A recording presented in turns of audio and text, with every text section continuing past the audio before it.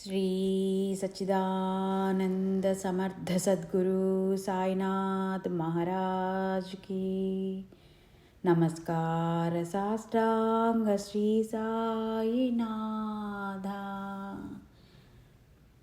సాయిరామ్.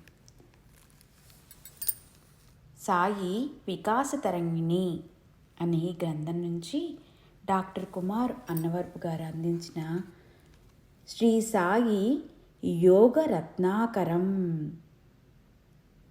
శ్రీ సాయి యోగ రత్నాకరం. ప్రపంచాన్ని ధర్మ మార్గంలో నడిపిస్తున్న యోగులు మొత్తం 72 మంది.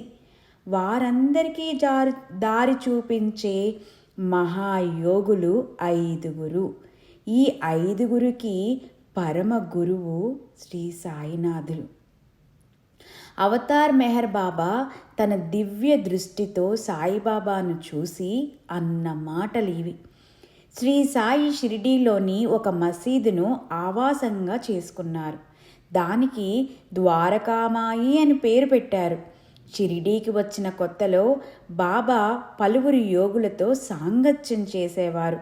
బాబా షిరిడీకి రాకముందే దేవీదాసు అనే యోగి షిరిడీలో ప్రవేశించారు.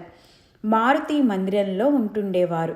బాబా ఈయన సాంగత్యాన్ని ఇష్టపడేవారు. ఇక జానకీదాసు, గోసావి అనే మరో యోగితో బాబా ఎక్కువగా మాట్లాడుతూ ఉండేవారు. శ్రీ సాయి ద్వారకామాయిలోని తులసి, బంతి, గన్నేరు, నిత్యమల్లి మొక్కలను నాటేవారు. స్వయంగా బావిలోంచి కుండల్లోకి నీళ్లు తోడి ఆ మొక్కలకు పోసేవారు.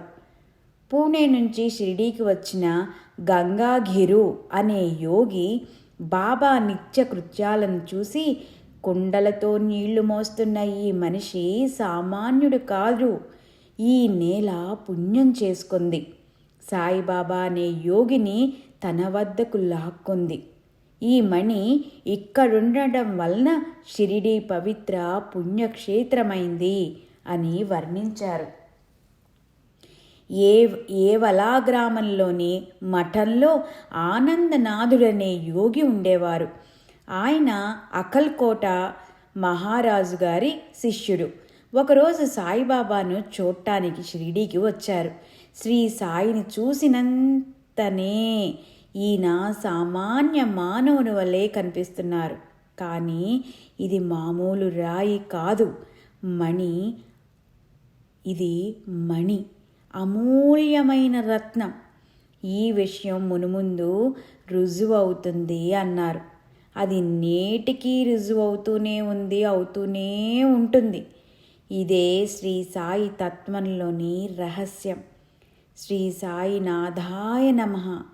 శ్రీ సాయి యోగరత్నాకరం అని మనకి డాక్టర్ కుమార్ అన్నవరపు గారు మనకు అందించినందుకు నమస్కార సాష్టాంగ ప్రణామాలు.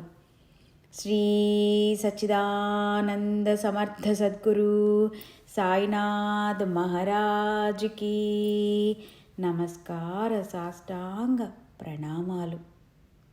ఓం సాయి శ్రీ సాయి జయ జయ సాయి. ఓం శ్రీ సాయిరామ్. శాంతి శాంతి శాంతి.